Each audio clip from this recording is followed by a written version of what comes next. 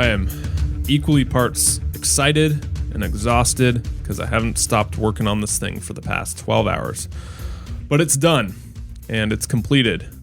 I talked to my team about doing this idea, doing a best of series, because we've been in audio format for the past 3 years now. I think we're coming up on like show number 80. And it's New Year's, so we thought we'd do something different. We thought we'd do something special. Instead of bringing on a new guest, we thought we'd return to our old guests, our best shows. So you're going to be hearing from guests from everything, from women's health to kombucha to unleashing your thin to eating for your brain health to C-sections on here. I think we got medical marijuana, Joel Salatin's take on it, living wild in an RV. So it's definitely a fun show, not a dull moment for sure. PaleoHacks.com is the place to be. You can reach me, Clark, at clarkdanger.com for email. And be sure you go over there and support us on iTunes by leaving a review and a rating over there. Thank you so much for listening. Thank you for your support. I can't wait for what's to come for this show in 2016. All right, are you ready for the show? I'm ready for you to hear it. Let's go hear what my guests have to say. First clip is Joel Salatin. He is the godfather of real food. Owns Polyface Farms in Virginia. He was just on the show about a month ago. And if there's one person to kick off this best of series, it's Joel. So let's go hear what Joel's steps are on how we can turn this system around. What do you recommend? What are your quick, maybe 2 or 3 steps or recommendations for the person at home? Yeah, okay. So if we just narrow this down to food, what can you do on food? I've got 3 things. One is get in your kitchen. The most empowering thing you can do is get in your kitchen, learn about food, viscerally participate with it, and start doing it yourself. I mean, you're not going to put MSG in your food. You're not going to put a bunch of junk in your food, right? So get in your kitchen and cut the feet off all these processors and big, food adulterators out there. Number 2, turn off the TV and take your entertainment budget for the year and spend it finding your food treasures in your area. Every area now has great farms that do integrity food, build soil, are doing all the right things. We'll find them and patronize them. Many of them are struggling. If they had 3 or 4 more customers, they could quit their town job and be on the farm full time. Be that catalyst, be that facilitator, move them forward that direction. And the third thing is do something yourself. It could be as simple as throwing out the gerbil and the cat and getting 2 chickens to eat your kitchen scraps and lay you eggs. And yes, this can be done in a condominium. It can be as simple as getting a vermicomposting bin under your sink instead of the garbage disposal. It could be a patio garden, where you have a pot garden. Yeah, really a pot garden. But where you have container gardening. You can have a beehive on the roof. There are lots of things that you can do yourself just to enjoy the satisfaction and encouragement of being a visceral participant in the majesty, the mystery, and the awesomeness of life. Next up, we got Abel James. Cool perspective on connecting with our food, being wild, and connecting with each other. Here it is. The premise is that we all have the truth about food deep within us. And if we're honest with ourselves, we all know what fresh food is. We all know that when you smell it and you truly taste it and it comes from, a farmer just a few doors down or in the next town, it's better for you than some random stuff that was, shipped in a tanker from Chile 6 months ago and then sprayed up with a bunch of wax and chemicals to make it look fresh. Yeah. If you look at where your food comes from, it is gnarly and dark where most of our food comes from in America. Right. So it's up to you to really revisit that and develop a relationship with your food. Eat it not sucking down a burrito in the front seat of a car on your way to something else, but using food as a gift if you're cooking for people you love, because it's one of the most intimate things there is, and also getting people back in touch with the meal. Because one of the coolest things about like traveling around the world, as we've been doing, is seeing how different cultures treat their food and their experience of mealtime. And I mean, you go to Italy and dinner is a far different thing than it is in America. You know, it lasts it's also 3 to 5 times hours. longer. Yeah. It's 5 hours long. It's this like it's Thanksgiving every night. And and I think, you know, we don't need to do that necessarily, but just knowing that you can every once in a while on a random Tuesday have the best time of your life and eat some really good food. That's what heals you. That's what keeps you away from being obese and sick. It gets to the root of something that's much deeper about all of this. Let's spice this up. We're going to Hannah Kroom now to talk about kombucha and gut health. Give us a history on kombucha.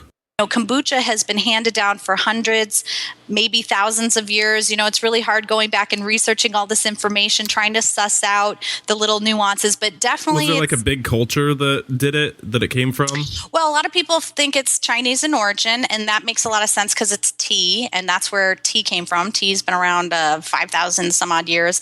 And so it makes a lot of sense that it would come from that type of culture. Now, the Russians really ran with it, and they have a very long history with kombucha as well, but many Russians will say, oh, it came from Japan or it came from China. So there's certainly an Asian connection, and we just hope that as we continue to learn more about it that, you know, maybe we'll find out and maybe we won't, and maybe it doesn't even matter. But to speak to why it's popular now, I think the real reason is we need it. We live in a very toxic world. We have air pollution, water pollution, food pollution. I mean, we are poisoning everything as quickly as we can, including our bodies, and we are becoming the canaries in the coal mine. The autoimmune disease, the dysbiosis, even the amount of prescription drugs that people take today is a direct result of the fact that our bodies are freaking out and saying, hey, quit poisoning me already. Yep. Set it up very basically 101. What does someone need to get started brewing kombucha today? All right, I got a little jingle for you. Can I launch into that? Sing it up. All right. Kombucha tea, easy as 1, 2, 3. Brew some tea, add a SCOBY, wait a week, and then repeat. You are in LA, aren't you? Well, it's more I like, you know. Beautiful voice. That was nice. We are living in a bacterial world, and I am a bacterial girl. What does that bacteria do once it's in your body and more specifically in your gut? Sure. So as we mentioned, we are all bacteria-powered organisms. And what that means is that bacteria play such an integral role in our ability to absorb nutrition, to break down our food products. I mean, they're the ones helping us with digestion. They're the ones pulling the nutrition, the enzymes. They're catalyzing all of the metabolic reactions that need to occur as a result of putting nutritional inputs in our body, right? Because why do we eat? We think it's because it's fun and entertaining, but really it's because our body needs certain inputs in order to optimally function. So bacteria help us with that process. And then they also help us. There's a concept I like to talk about called isopathy that comes from the Greek, and it means like controls like. So the way we think about that, like in homeopathy, they think about it where, you know, plants taking plants and certain properties that will stimulate a healing reaction. So something is healing something. In Chinese medicine, we see that like, oh, if you eat the eyes of the fish, that's good for the eyes in the human. So like helping like. In terms of bacteria, the way we think about it is that you have good bacteria that help keep bad bacteria in check. I mean, think about it from a logical perspective. If pathogens were really so great at what they did, we'd all be dead. So clearly there's some kind of defense system, some defense mechanism that's working where they're not able to succeed or there wouldn't be any life on this planet. And that goes, you know, pathogenic people, pathogenic thought processes, pathogenic anything. You always want to be combating that with something that is putting that back into balance, back into check. So that's what the bacteria and the yeast in kombucha do is they put those healthy bacteria, those healthy acids, they reset the pH, they get your gut into the pH that it needs to be for digestion to occur, for you to be able to extract the nutrition from your food. And then it boosts your immunity. And it also creates healthy acids that help support healthy liver functioning. I think it's no surprise that the liver has the word live in it because we really need that vital organ to be functioning optimally for our bodies to feel really good. Perfect segue into the next guest. This might be my favorite clip of this show. You ready to get your mind blown about cesarean section and if you are actually born healthy or if you are born Sick. Let's talk about those 100 trillion bacteria we got down there, or just all over us for that matter. How does it get messed up? Are we just born messed up and we got to fix it? Because I'd assume we were born pretty good and then things get a little... That's a very good question. And we are not all born okay and then it gets messed up. About a third of American children go through a specific process where they are born without a microbiome. Think about that. And the process is called cesarean section. So that we obtain our original priming microbial baptism when we pass through the birth canal. The vaginal birth canal is loaded with healthy, good bacteria that then inoculates the newborn with a starter kit of bacteria that allow that child's immune system to develop in a very balanced way, allow that newborn to break down mother's milk and extract nutrients, etc. When a child is born by cesarean section, he or she is deprived of that really important inoculation, and it is now thought that this is the reason that being born by C-section is associated with an increased risk, a twofold increased risk of autism, a threefold increased risk of ADHD, a significant increased risk of type 1 diabetes, celiac disease, food allergy, and even becoming obese as an adult. 50% increased risk for becoming obese and as an adult just because of cesarean section. Wow. Now, are those on the rise too? Are they something that's more popular? They're right now leveled off at 33% of all births in America, which is breathtaking. Yeah. It's hard to imagine that 33%, one-third of all births in America are complicated enough to require that procedure. Now, to be clear and to be fair, there is a time and a place where a C-section is life-saving for mother or baby. It's really important that we emphasize that there is a time and a place. It's a great procedure. But it's hard to imagine that a third of all births in America are complicated enough that they require a C-section, because there are lifelong consequences in terms of that baby's health for the rest of his or her life that are imparted by that procedure. So is it that it's just exposed to bacteria for that short period of time, or is it that it's a very concentrated amount coming out of the vaginal birth canal that it can only get exposed to during that one time? Or well, you have to understand that this event of creating a new living organism is very, very complex. And there are factors from conception onward that are all refined and have evolved or have been created, however you want to look at it, to create a being that will have its best chance of survival.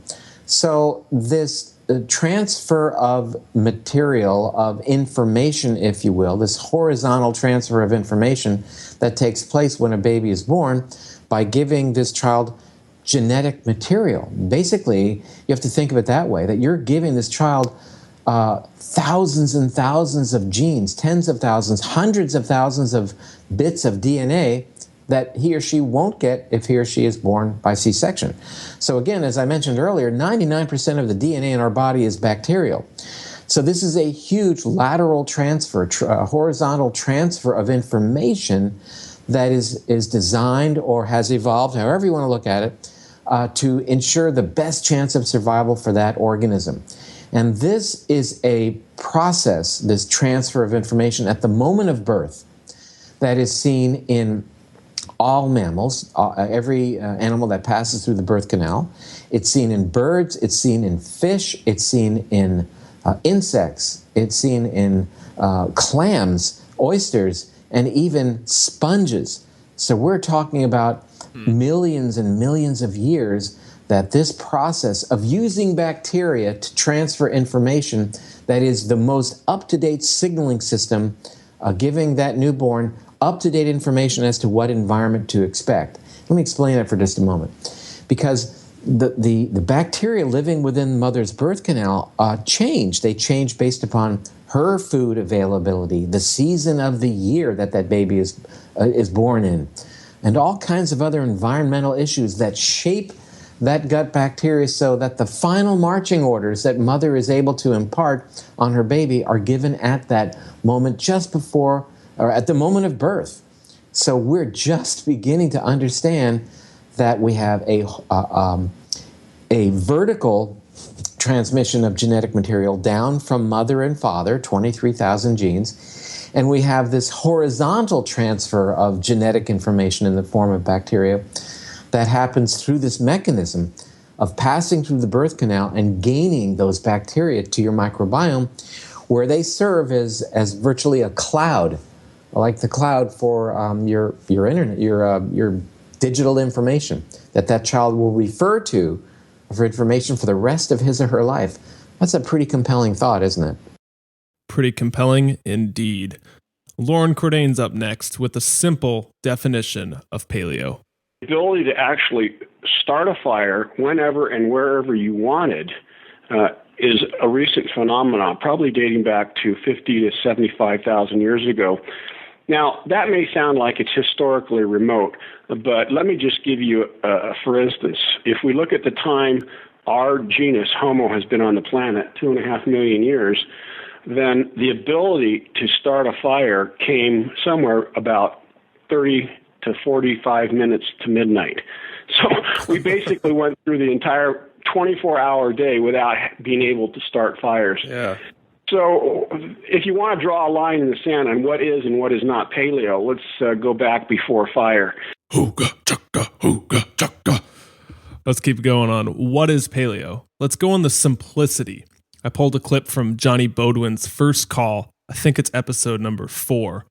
Talk about paleo. I recorded this one when I was living on a farm in Hawaii. So the audio is terrible. I realize that. But the information is golden. Here's Johnny Bodwin on the 4 food groups you should eat. I am actually a big believer in kind of a big tent, that we don't need to have these ridiculous battles over tiny differences in theory or philosophy. Lauren Cordain's paleo version versus Rob's version. Who cares? They're all great. They're all great. And so is, we're basically talking the same thing. You want to take beans out because of the lectins, fine. You want to put them in because I don't care. What we're all talking about, the big battles are stay out of McDonald's, stop with the cereals, stop with the breads and the pastas and the rice and the potatoes and all that crap. You want to make little teeny distinctions between Paleo 1 and Paleo 2 and Unleashed. It's fine. Yep. That's not the real issue. The real issue is you want to eat, I call them the Johnny Bowden 4 food groups. You can call foods you could hunt, fish, gather, or pluck. It's real simple. Like Robert Crayon used to say, the great nutritionist, he was my mentor, he used to say, ask yourself if you were naked on the African savannah with a stick, what could you eat? What could you catch or pluck or stab? Or that's the bullseye of food. And the thing is, the Paleolithic, our Paleolithic ancestors, our caveman ancestors, they didn't have to worry about calories. They didn't have to worry about the percent of calories, fat or protein or carbohydrates. They ate what was around and what was in season and what was local and what they could catch or what they could fish or what they could pluck or what they could gather off the ground, and it was just fine. And if we can go back to something like that, we don't have to worry about this in moderation and that in moderation because, we will be eating the foods that nurture us and fuel us. Now, the other part of that is how do we resist the enormous temptations to eat food products, to eat stuff with barcodes, to eat all the stuff you guys probably eat very little of. How do we ignore those temptations? And the answer is in reprogramming some of our brains, like we have a part of the program called the Craving Crusher Guide, and it's a series of exercises that you do at home, where you really delve into like what are your associations to these foods and what can you, and we give you specific things that you can do. And yes, it takes a little bit of time. It doesn't happen overnight, but you can literally kind of unplug those things from having that automatic, overwhelming reaction that you can't resist. You can do that. You got to fight the big battles. And in health and nutrition, God knows we got some big battles. We've got moronic health organizations who are continuing to tell us to eat all of this processed crap. The American Diabetes Association say, you can eat lots of high-carb food, you just need a little bit more insulin in you. We've got such bad advice. Yeah. It's all contaminated by, very big industrial a special interest, and I don't want to sound like a conspiracy theorist, but, there are a lot of, the USDA has two mandates. One is to educate the United States population about nutrition, but the other is to sell products and create markets for agriculture. So those are kind of two things that are at odds. You know, if you want to tell the truth about what we're eating, you say stop eating wheat and corn and soy and sugar, and if you want to create markets, you subsidize those four things, and that's exactly what we've got with the USDA. So we've got a lot of contradictory information out there. But the point is, if you can stick to a kind of paleo type eating plan, and that's pretty much what we do in Unleash It. And there's nothing in there that the paleo world would look askance at unless they wanted to do battle over very minor things, as you say. You got to fight the big battles, and the big battles are not whether or not you should have, whether or not some exotic berry from the Brazilian rainforest has more antioxidants than blueberries. The real battles are how many meals are you eating at McDonald's, dude? I mean, I hear these people with their multi-level marketing and their juices and their $40 a bottle, mangosteen and this and that, and it's going to cure cancer. And meanwhile, they're 50 pounds overweight, they don't exercise, and they eat their meats at fast foods. So, what's the big battle? Let's not have these battles over the minors. Yeah. Let's talk about the real things that make huge differences. Majoring over the minors. Huge point this year we got on the show. Next guest is going on that. Dr. Jade Teta. We're going to talk about what it means to be a diet detective. Here he is. What was kind of the biggest shocker you learned throughout the 25 years you've been doing this? What's the one thing that comes to mind that you're still surprised by to this day? I think it's a very astute thing to point out that people really need to get. And to me, it's this idea, and I call it program jumping or program ADD. We almost act like, and this is a little bit tough love in here. And, so I apologize if it feels like I'm lecturing people. I'm really not. I just think because I'm the same. We're all human. So I have some of these tendencies as well because our human brains do this. But almost act like children. We chase the new shiny object, the new shiny workout program, the new shiny diet. And we think very wrongly that there's a diet out there somewhere that's going to deliver us the holy grail, the right diet for everybody. And what I'm trying to say is that does not exist. And by jumping from program to program to program to program, and acting like a child almost with this program ADD, ADHD, I think it's exactly what you're talking about. That's the main reason why people don't get results. I call it the dieting mentality. It's really the idea that these people, and when I say these people, I mean me too, because I've certainly fallen prey to this at times in my life, basically have this idea of they would rather be looking for something to do than doing something. They'd rather be looking for something to do than doing something. Actually, psychology research tells us, doesn't it? It's basically like humans have this very weird quirk about our brain. As soon as we find something that works, we promptly want to go and look for something else that works. It's just partly how our psychology works. And so what I would say is the fix to this for people is to stop being a dieter. And I like to say, start being a detective instead of your own metabolism. Figure out how this stuff works. Sure, you're going to pick up some things from Clark. You're going to pick up some things from me. You're going to pick up some things from all the books you read. So it's not that we don't want you to educate yourself. It's just that do what Bruce Lee said, right? One of my favorite heroes is Bruce Lee. And he said, listen, take what is useful, discard what is not, and add what is uniquely your own. And this is how we should be approaching weight loss, in my opinion. Yes, I'd like to ask you a few questions. My name's Clark, and I'm a diet detective. Just curious if this information is useful to me. All right, enough fun. Let's go to Tom O'Brien on gluten sensitivities. Again, another Hawaii call. Not the greatest audio, but talk about information. I was tempted to use this whole show on the best of series. I mean, it was hard distilling down 45 minutes into 4 minutes for this show. So if you haven't heard it, I think it's number 4. Go back and listen to it. But here's Dr. Tom O'Brien on gluten intolerance. The wheat of today, what you were saying, is kind of the mutated gluten form. I just know from my readings that it's gone through mutations. So when someone comes up to you, I'm sure you get this question a lot.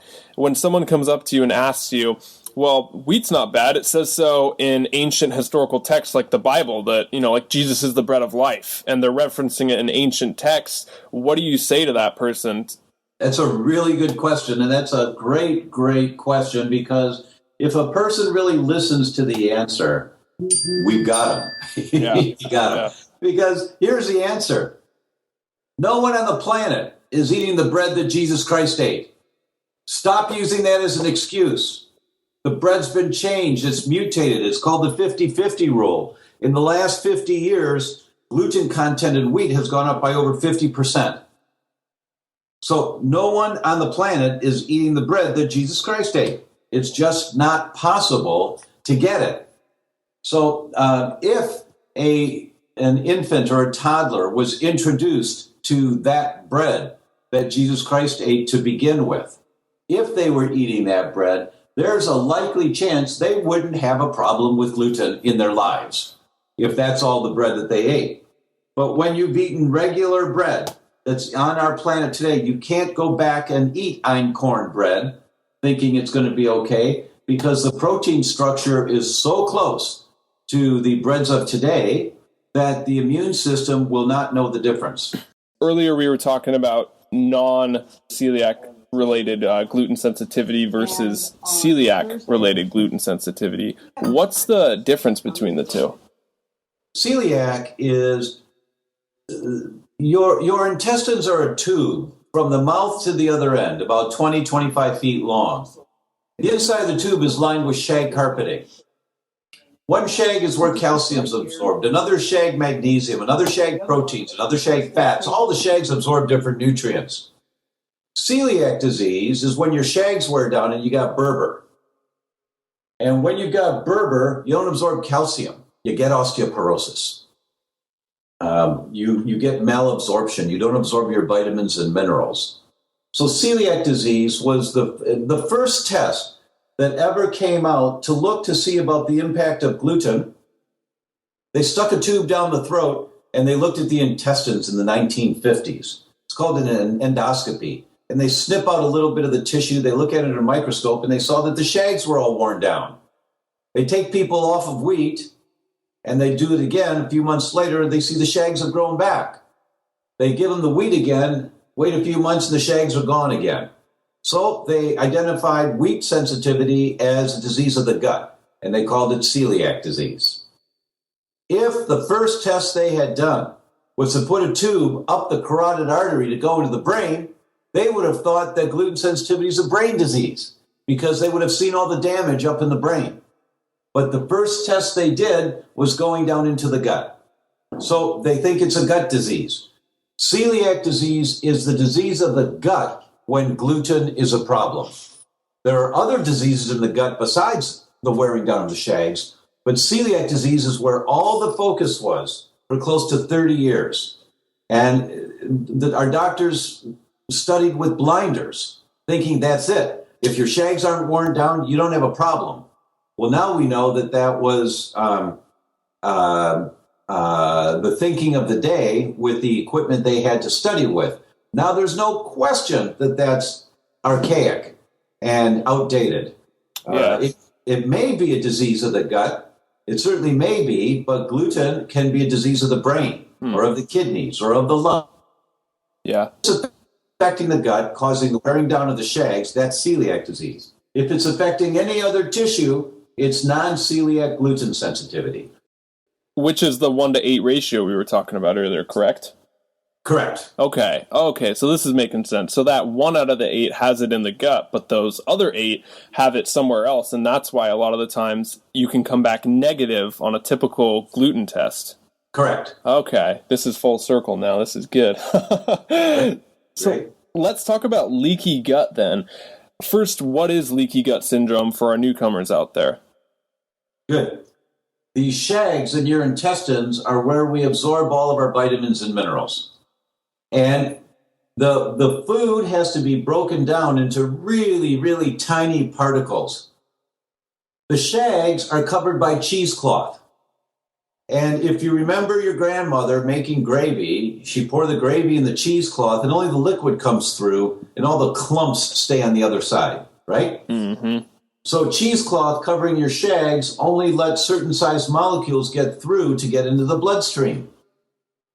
And the bigger molecules can't get through. The leaky gut, and the technical term is intestinal permeability, is when you get tears in the cheesecloth and you get bigger molecules going through. They're called macromolecules, big molecules. They get into your bloodstream and your brain says, whoa, what's this?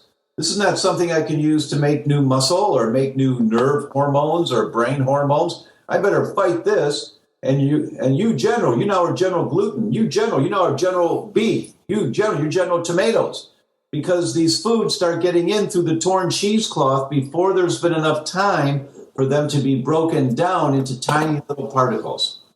They're macromolecules. These are the people that are allergic to 15 and 20, 25 different foods.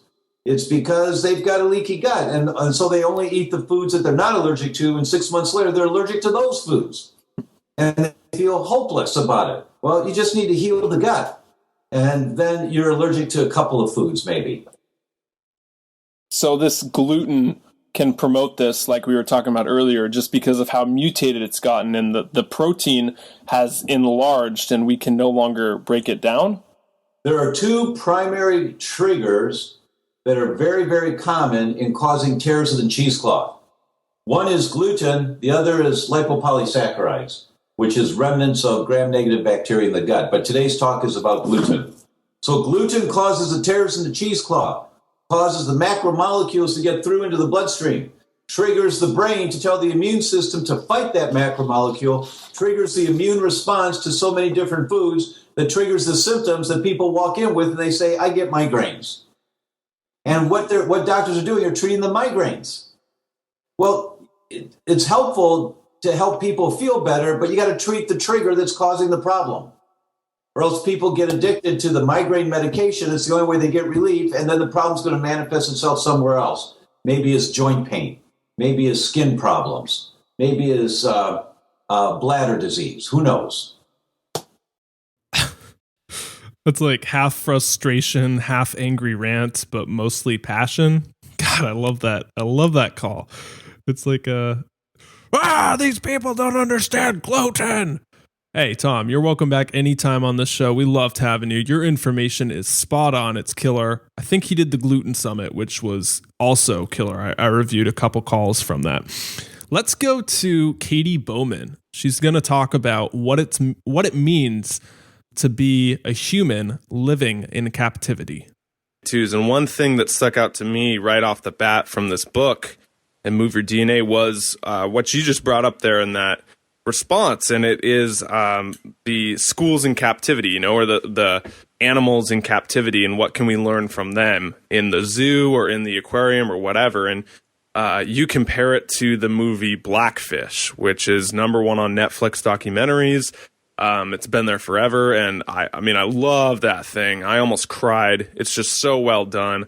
You almost cried? Yeah, I almost did. I sucked it up a little bit. I was watching it with some lady friends in the room, so I couldn't. I mean, maybe that would have earned me points. Yeah, you went the wrong way with that one. I should have cried. Okay, totally. All right, next time I'll let it cry. Pretend I didn't see it. And so it's just such a moving documentary. It's so well done, but it's it's all about the orcas in captivity and kind of what they do and how it affects them. So how is that kind of like how we are in this modern day? Well, I focus on specifically the collapse of the dorsal fin in the male. So if you look at that movie, you can see Tilikum. He's a good example. Or if anyone has not seen that movie, if you just go to your computer and Google Tilikum, you'll see a picture of what I mean. So their dorsal fins are flopped over, and it's rigid. It was soft at one time. So softening of the dorsal fin is a completely natural phase of life as it's growing, in whale puberty.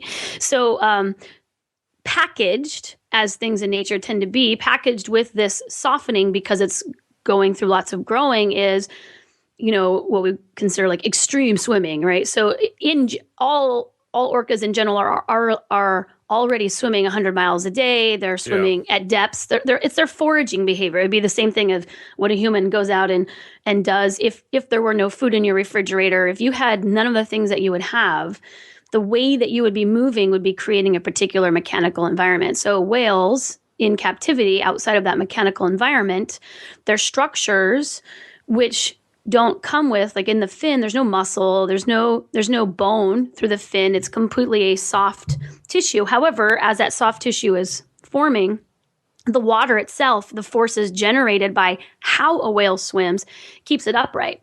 And so that's really what the book is about, is that we ourselves, we all cry watching these whales in captivity, ironically, not seeing our own collapsed fins because everyone is in the tank together. And so because everyone is in the tank, including the scientists who research body structure, it's like asking a whale within the tank to figure out why its fin is flopping over, but it has no idea of a life outside the tank, which is different than Tilikum, who did have time out and then came in.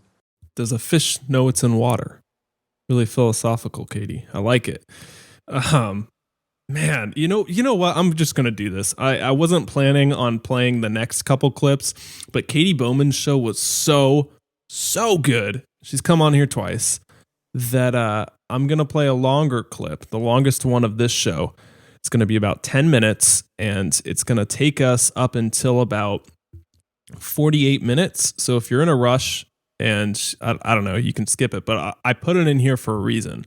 It's talking about casts and clothing and bikinis and underwear. Here's Katie Bowman. People Magazine level prescription. And I hate to bag on People Magazine, but Yeah, gotta love a good article on Katy Perry. I'm telling you. How else would I know what bikini everyone is wearing if I didn't have People Magazine? Me too. Same with the bras and the Spanx and sucking it in, which is the next point I really wanted to get at you with is, in the book you talk about kind of restrictive clothing and anything that kind of holds you in and makes it look all nice and together in there when maybe it's spilling out a little places. Why would that be necessarily bad over a long period of time if I'm wearing some Spanx? Are you wearing Spanx right now? No, I normally go for boxer briefs, though. I like the snug feeling. Okay, all right. That's good. That's a lot of information, but that's good that I know that. Okay, so as you know, Move Your DNA is not just about, when I talk about natural movement, I don't just mean the exercises that you do or do not do with your body or the way that you're moving your body relative to the ground, that there's this whole other component of natural movements. And so, you brought up boxer briefs.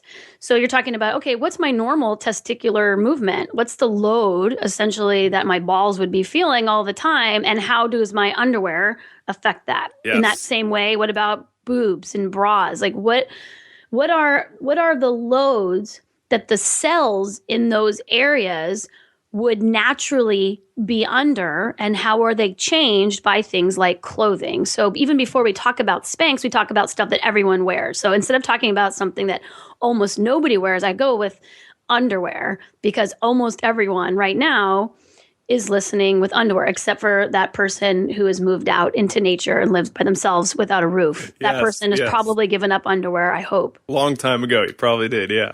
Yeah, and you said freak of nature, but maybe those are the freaks in nature. Yeah, probably a better word for them. Right? Those are freaks in nature. Yeah, they're freeballing, though. So right. What do they know that we don't? Well, you'll have to do a test of one. Take your underwear off for the next week, and you call me and you tell me what you know then that you did not know right now.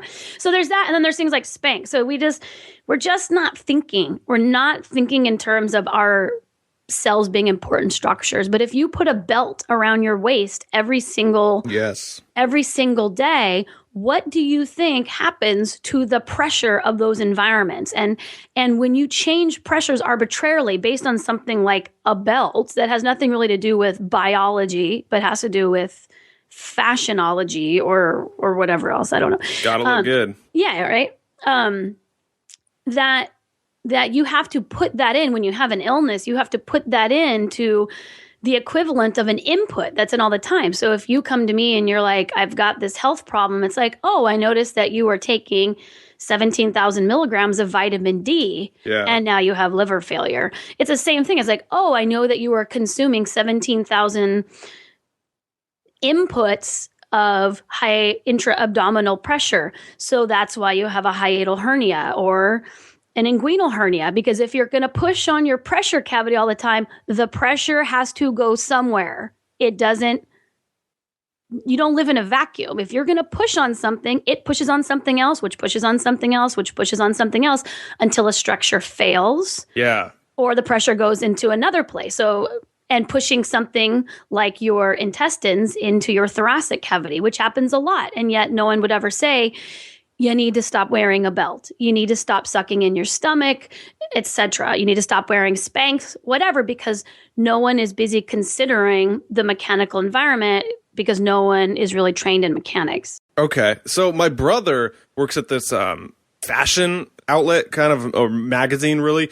And they're really high-end fashion. They're on the latest trends. And one of the trends going on right now is Japanese raw denim. And it's this really thick material, really nice. It's big in menswear. And so he got me a pair of those for my birthday. And they're really nice. They're super thick, but they're pretty tight because I'm a more athletic bodybuilder style build. And so in the legs and the thighs and everywhere around there, they're super tight and restrictive. And I can literally feel them throughout the day when I walk, that they're restricting my movement. And it's kind of, I don't know if I should give them up, or it sounds like what you're saying is I should ditch them altogether. But, there's kind of that sunk costs in there and that they were a gift and stuff. But what would that be doing to me over time if it's, just totally restricting my movement because it's tight and hard to move in? Well, that's a thing. That's a thing that no one really knows yet, because, just with the recent understanding of a mechanical environment affecting genetic expression, it's going to take 30 to 40 years before they figure out, what exactly everything does. But if you look at the diseases of mechanotransduction, then you just kind of look around in that area. As far as what goes around your waist, that's probably what is most understood at the level of, at the most basic level of digestion, pelvic, anything in the gut, type area. But then also if you're having something just above or just below the gut, right? So pelvic or thoracic, that could be from the pressure around the gut. And so like, as far as that goes, around the waist, as far as circulation down the leg, or it's more about how do those cells respond to being squashed. And if you're wearing those pants, if you're varying it up, cells, your body is pretty adaptable. It's the high frequency input. So if you're only wearing, can I call them skinny jeans? Is that what they really are? Yeah, is that what they are? They're pretty skinny. You use the international. You said international, like you were like, these are like these Japanese international raw structure denim, thing. Yeah. They're skinny jeans, right? Yeah, pretty much. You know what? It's all about the karate pants. Okay. I got to transition to those. You're going to have to find some karate pants. Well, I have those to balance it out, Yeah, the super breathable ones that are real comfortable, and they're like this nice brown. Yeah, those. What about yoga pants, though? Are those yay or nay? Yeah, it's just all about, are they pushing or pulling on your cells? How much are they pushing and pulling on your cells? Okay. So what about like the super tight yoga pants then? Are those, since they're so stretchable and breathable, I guess, are they better or worse, or should they go looser, or kind of what's the deal? Well, I guess it depends on like yoga pants, the pants, like stretch pants, the nice thing about stretch pants is they, unlike karate pants, wouldn't get caught on things, which is another way of limiting your motion. So there's many different ways that clothing can limit motion. It could be on the cellular level, but it could also be on the structural level, like important when you're dressing your kids. It's like, is the outfit that I'm putting my child in something that is limiting their ability to reach one leg away from each other, or would get caught up as they're trying to climb on something, which eventually discourages them from climbing. So there could be just the cellular experience of the pressure of a garment, but also if you get too baggy of a garment, that it then affects the larger motions of the joints. So I think you're looking to reduce those things that are clear to you that are interfering with your health. So not everyone wants to transition to suspenders like my husband did, but he was having a lot of bathrooming, pelvic kind of gut issues. Yeah. Like just gas, sorry, hun, but like that's what he was like. And for years, and then he just realized just one day he just tuned into that he was straining his abdomen against his belt. He could feel that he was contracting a muscle in response to try to keep his pants up. And then he was like, oh, I just never recognized basically a force that I have been generating for 30 years. Well, I'd imagine it'd be kind of similar.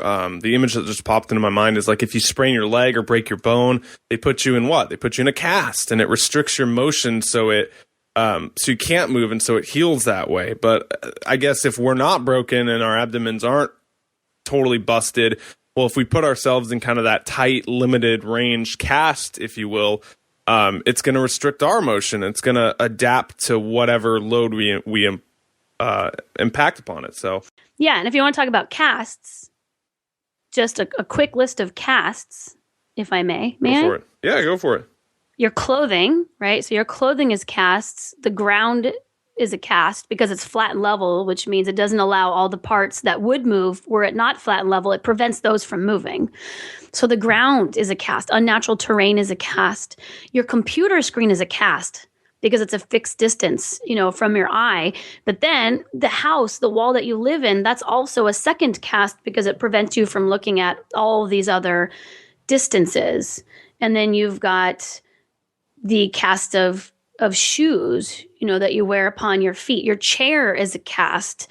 These are all things that we do every single day, almost continuously, all day long, that your body adapts to, which means when you adapt to a cast, if you've ever put a cast on, right? If you've broken something and you put a cast on, when you take the cast off, what's happened is you've actually changed your mass distribution to make being in that cast easier on your body because if you're still in a particular area, your body doesn't maintain the structure that was there before that allowed for movement because it'd be a waste energetically, metabolically speaking. It's a waste of energy.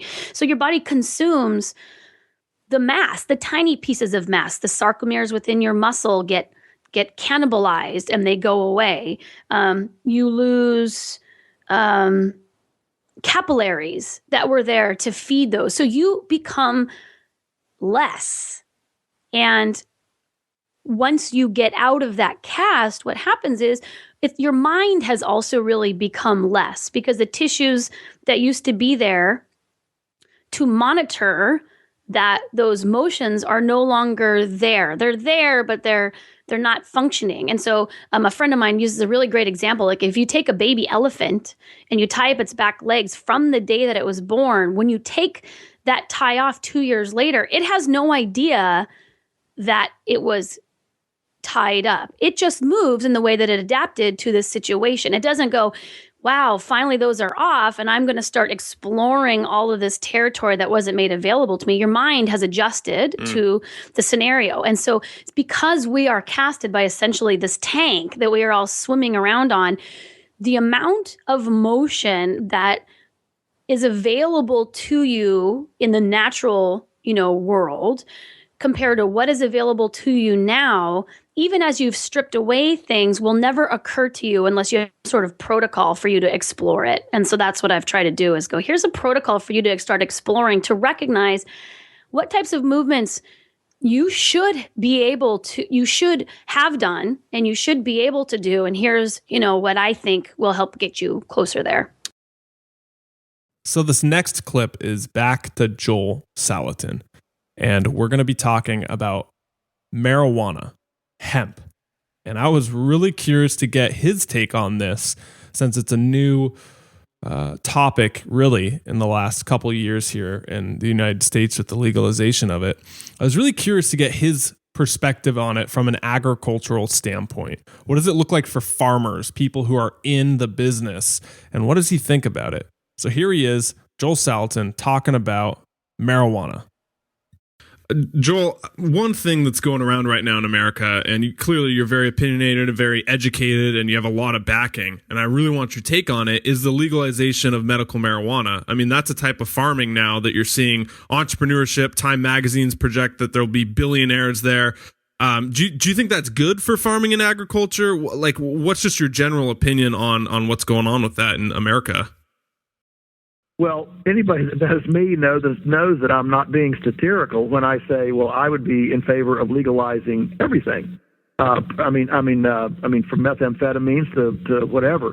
I think when the government gets between my lips and my throat, that's an invasion of privacy. And so I think that essentially allowing now, before somebody flips out, I'm also not in favor of national health care that will take care of people when they shoot their brains out. Okay. Yeah. So a part of I'm for freedom, but part of what makes freedom work is the responsibility that you personally engender for your decisions, and that's how you get then freedom with constraints. And so I am in favor of all the hemp. All the hemp that can be grown. I mean, the fact that currently, since the turn of the century, since hemp production was outlawed, the fact that the U.S. has had to buy all of its rope, all of its fiber from foreign countries, and farmers couldn't enjoy the value of that. And Henry Ford made a hemp car. It was cheaper than steel, lighter than steel, stronger than steel. But we don't have hemp cars, which would all be, much. Basically, you're making a car out of sunlight. Okay, right. Much better than mining steel, but we can't do it because hemp is illegal. And so I'm a fan of anything that releases farmers and releases the culture to be able to explore the metes and bounds of our own innovation. To end this call, I want to return to Samantha Gladish, her third time on. She shared a story, which I'm about to play for you, about a client she had who had been struggling for 20 or 30 years to lose weight and was finally able to do it. And I'm ending the show with this call because I think a lot of us have internal struggles, whether it be in health, life, relationships, finances, that we struggle with. And when we're finally able to overcome them, our life changes. So this call is about the end result of what happens when we persevere.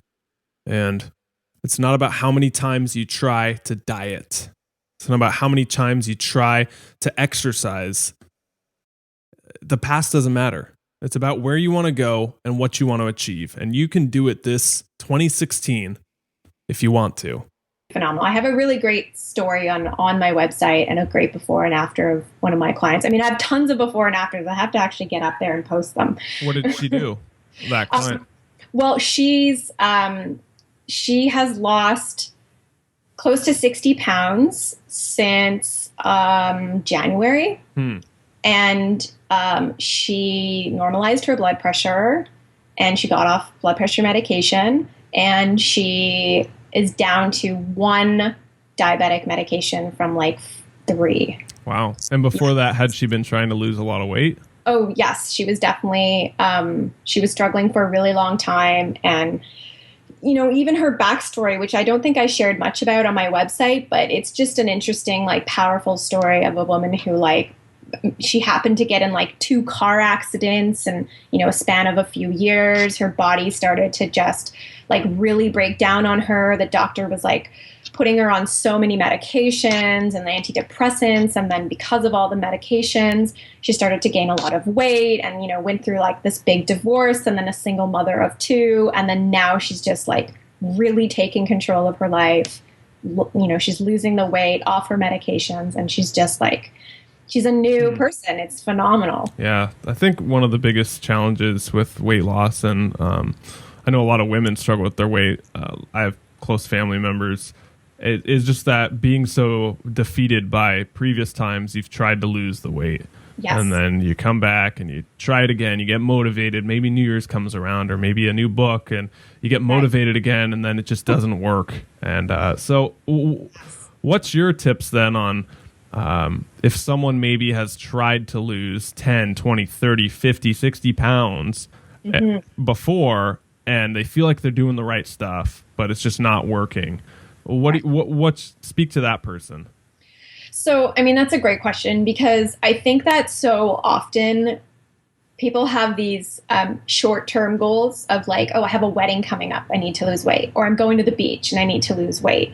And so they don't really have this deep sort of like soul-quenching, life-changing goal that's really going to change everything for them, right? So, for example, the one client I was just speaking about, like her big goal is to get off of medication. She doesn't want to be like ruled by like the pharmaceutical industry. She feels so controlled by them. And she also has 2 daughters and wants to be, you know, this leading example for them. And like, that's a powerful, clear vision, right? So a lot of people just come to me and they're just like, oh yeah, I just want to, you know, I just need to lose some weight. Like I got my wedding coming up, or we're going to a beach in a few months. And I'm just like, well, then what? You go to the beach and then you just gorge and gain it all back. Like this is about lifestyle. So I often tell people that, you know, let's talk about the predictability of your health versus the possibility. And like, let's really look at that. So the predictability is while you can just stay the same and be miserable and feel shamed and, you know, not want to look in the mirror every day and not want to build these amazing relationships in your life because you're so conscious of how you look and, you know, you're hiding in the kitchen and binging on food. Like that's predictable, and more weight coming on and more medication, right? That's the predictable health versus let's look at what's really possible for your life. And, you know, that's having the weight come off and feeling more confident and, you know, being this motivator and inspiring others in your life. And, you know, so it's just, I think the predictability versus the possibility, that's really something that people should really look at. Yeah, that's really powerful, because I think a lot of times people have a hard time envisioning the future better than it is. And when you're able to kind of visualize yourself with 30 pounds off in the future, you're able to really match the actions in the present. Right. Absolutely. And I mean, I think people should really ask themselves, like, what does losing the weight mean for me? Like, what can that actually do for me? How will my life change when the weight is off?